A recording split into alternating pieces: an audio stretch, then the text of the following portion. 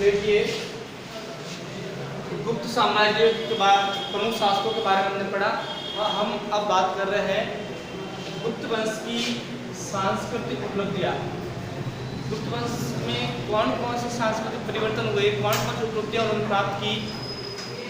तो हम पढ़ते हैं कि भारत के सांस्कृतिक इतिहास में, भारत का जो भी सांस्कृतिक इतिहास रहा है उसमें गुप्त वंश का विशेष महत्व है। विशेष महत्व क्यों? गुप्त वंश तो बहुत सारे हुए, फिर गुप्त वंश का विशेष महत्व क्यों? क्योंकि गुप्त वंश एक ऐसा वंश था जिसके शासन काल में हर क्षेत्र में क्या हुई, उन्नति हुई। चाहे वो वास्तुकला का क्षेत्र हो, चित्रकला का हो, मूर्ति कला, धातु कला, साहित्य कला, स्थापत्य कला, निर्माण कला, हर क्षेत्र में जो विकास हुआ है, उनकी उत्कर्ष का जो परिकाष्ठा है, यानी उपलब्धियां हैं, वो कौन से काल में देखी गई है? गुप्त वंश काल। सांस्कृतिक इतिहास में सबसे ज्यादा जो उपलब्धियां प्राप्त की हर क्षेत्र में, वो कौन सा वंश आएगा? गुप्त वंश। और इसी वंश के कारण गुप्त वंश को क्या बोलते हैं? स्वर्ण युग या गोल्डन टाइम के नाम से भी इसे जाना जाता है। गुप्त वंश को किस नाम से? स्वर्ण युग या गोल्डन टाइम के नाम से जाना जाता है। किस दृष्टि से? सांस्कृतिक उपलब्धियों की दृष्टि से गुप्त वंश को स्वर्ण युग कहा जाता है हर क्षेत्र में। तो पहले बात करें हम वास्तुकला के बारे में। तो वास्तुकला में सबसे पहले उन्नति, वास्तुकला का मतलब है मंदिर निर्माण है, भवन निर्माण का। मंदिर कैसे होगा? स्तंभ लगेंगे, ऊपर गुंबद बढ़ेगा। तो वास्तु निर्माण कला में जो एक नई शैली जो प्रसिद्ध हुई गुप्त कला में, कौन सी शैली थी? नागर शैली, जिसमें मंदिर भवन निर्माण वगैरह होते थे। तो ये स्थापत्य कला से जुड़ी हुई, ये वास्तुकला जुड़ी हुई कला थी। नागर शैली का विकास कौन से काल में हुआ? गुप्त काल में। नागर शैली का विकास कौन से काल में हुआ बेटा? गुप्त काल में। फिर हम बात करें चित्रकला के बारे में विकास। तो गुप्त काल में चित्रकार का विकास के प्रमाण मिले। प्रमाण मतलब उस समय जो गुफाएं थी या उस गुफाओं में चित्रकारी के जो अवशेष मिले हैं, संग्रह मिले, उसके आधार पर कहा गया गुप्त काल में चित्रकारी के सर्वश्रेष्ठ नमूने मिले। तो उसमें पहला नाम आता है अजंता की गुफा। कौन सी आती है? जो कहाँ औरंगाबाद महाराष्ट्र में आई हुई है। दूसरी गुफा का नाम आती है बाघ की गुफा, जो एमपी यानी मध्य प्रदेश में आई हुई है। और इन दोनों में विशाल संग्रह मिलता है। किसका? चित्रों का। क्या मिलता है? विशाल संग्रह, जिसमें उन चित्रों को देखकर गुप्त वंश के बारे में कह सकते हैं कि उसमें विशेष प्रकार के चित्र बनते थे। तो अजंता की जो गुफाओं में चित्र बनते हैं, उनका संबंध किससे है? बुद्ध के जीवन से। अजंता में जो चित्र मिले उसका संबंध किससे है? महात्मा बुद्ध के जीवन से, कैसे उनको निर्माण पर ज्ञान प्राप्त हुई वगैरह। बाद की जो गुफा है वहाँ पे चित्र मिलते हैं। तो लोक जीवन, दैनिक जीवन में जो लोग हैं उनकी दिनचर्या वगैरह उनके संबंध है। 29 गुफाओं का वर्णन मिलता है। 29 गुफा है वहाँ पर। गुफा नंबर 16, 17 गुफा बड़े प्रसिद्ध है, जिसे मन्नासन राजकुमारी के बारे में बताया गया है ना। तो उन गुफाओं में विशेष प्रकार के चित्र का संग्रह मिलता है। तो हम कह सकते हैं कि गुप्त काल में चित्रकला भी कैसे थी? उत्कृष्ट थी। पहला तो वास्तुकला हो गई, दूसरी क्या हो गई? चित्रकला। फिर बात करते हैं मूर्ति कला। उस समय मूर्तियों का निर्माण भी होने लगा था। मूर्ति तो बनती थी, लेकिन मूर्तियों का आकार प्रकार नहीं था। जैसे हम वर्तमान में देखते हैं कि हनुमान जी की मूर्ति ऐसी होती है, किसी देवी की मूर्ति ऐसे मुंह होता है, नाक होता है, आभूषण होते, कपड़े होते हैं। वो ये कला डेवलप कब हुई?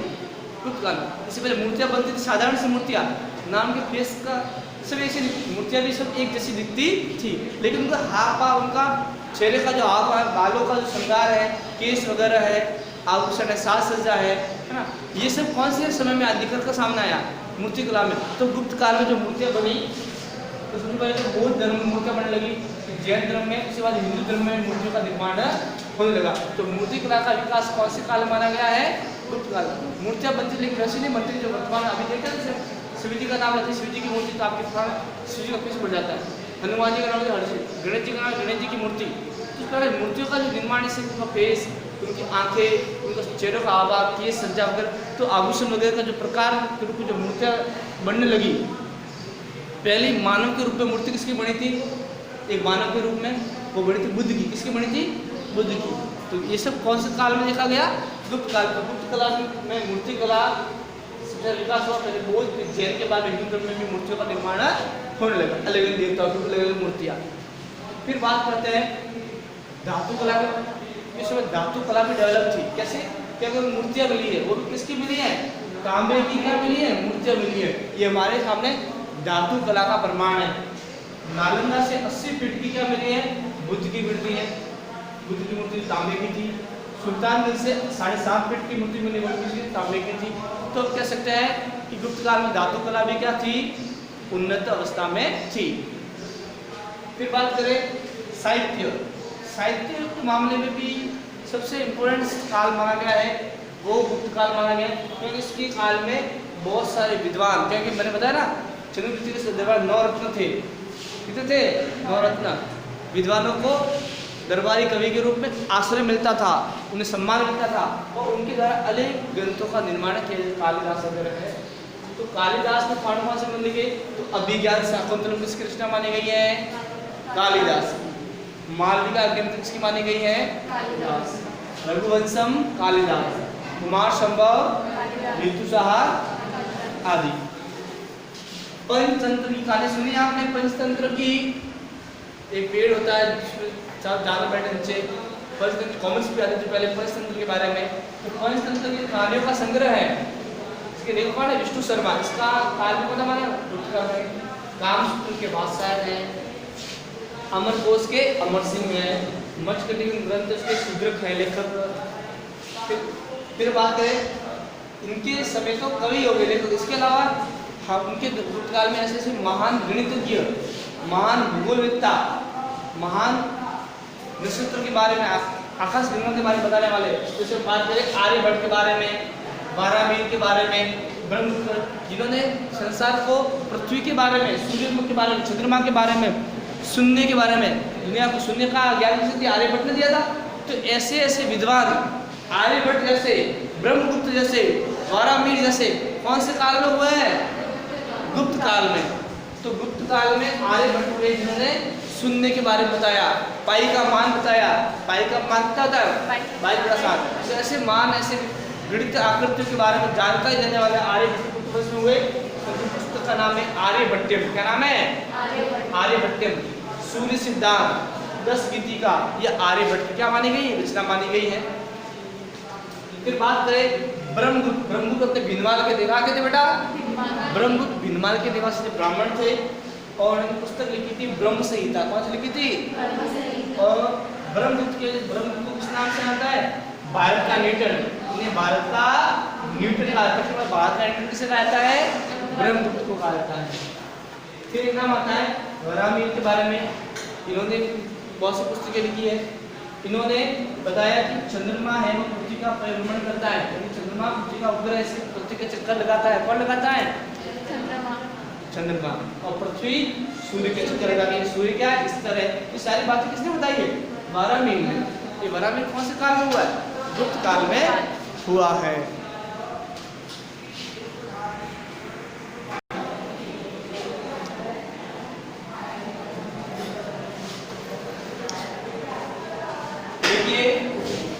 हम आगे बात करें सांस्कृतिक उपलब्धियों के बारे में गुप्त काल में। तो गुप्त काल में लोगों का जो धर्म था वो वैदिक धर्म को मानते थे। किस धर्म को मानते थे?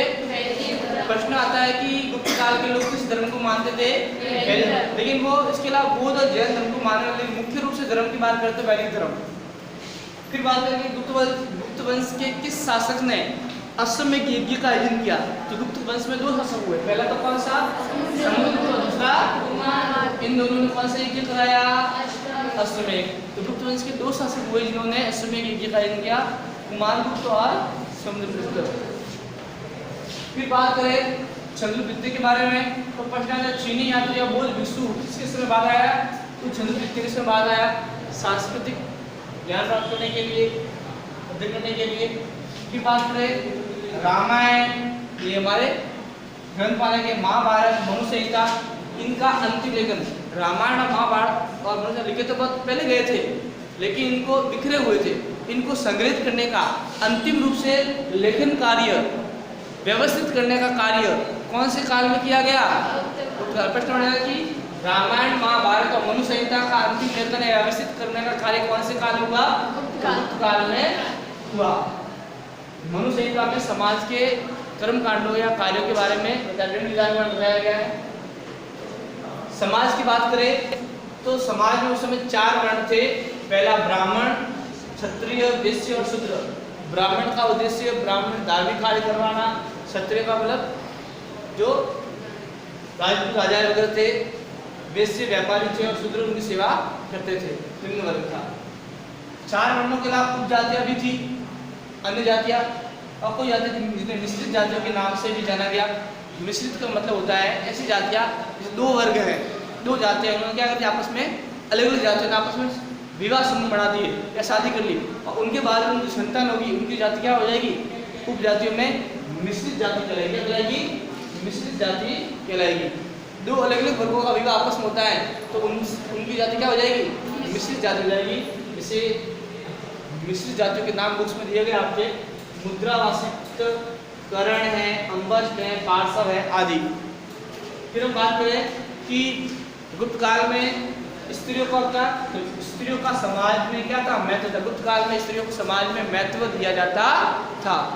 इसके अलावा धार्मिक कार्यों में स्त्रियों की उपस्थिति क्या थी अनिवार्य, धार्मिक कार्य, पूजा, यज्ञ वगैरह होता, उसमें स्त्रियों की उपस्थिति क्या मानी गई है, अनिवार्य मानी गई। जब तक स्त्री यज्ञ में नहीं बैठेगी वो यज्ञ परिपूर्ण नहीं माना जाएगा। इसलिए स्त्रियों की धार्मिक कार्यों में उपस्थिति क्या थी, अनिवार्य थी। विवाह की बात करें तो गुप्त काल में 8 प्रकार के विवाह का उल्लेख मिलता है।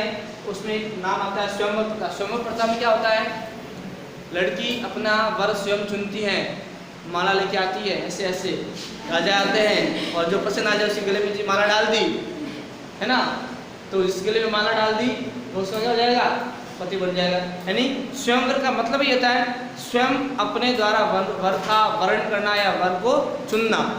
तो स्वयंवर प्रथा, सीता ने भी राम का वर्ण किया था स्वयंवर प्रथा में, पहले स्वयंवर रखते थे, स्वयंवर प्रथा थी उस समय। फिर बात करें नारी के बारे में, गुप्त काल के साहित्य में नारी का आदर्श चित्र मिलता है, अच्छी नारियों के रूप में वर्णन किया गया है। फिर बात करते हैं पुत्र के अभाव में, किसी नारी है उसका वो पुत्र नहीं है तो पुत्र के अभाव पुरुष की संपत्ति और पत्नी का प्रथम अधिकार माना गया है। कोई पुरुष है और उसके पुत्र, नारी उसके पुत्र नहीं है और पुरुष की या पति की मृत्यु हो जाए तो संपत्ति पर प्रथम अधिकार किसका होगा, पत्नी का। पुत्र के अभाव, पुत्र नहीं है तो उस पति की संपत्ति पर पत्नी का प्रथम अधिकार माना गया है। और गुप्त काल में जाति या वर्ग का नाम आता है कायस्थ जाति। प्रश्न आएगा गुप्त काल में कायस्थ क्या थी, जाति थी, वर्ग था, है ना।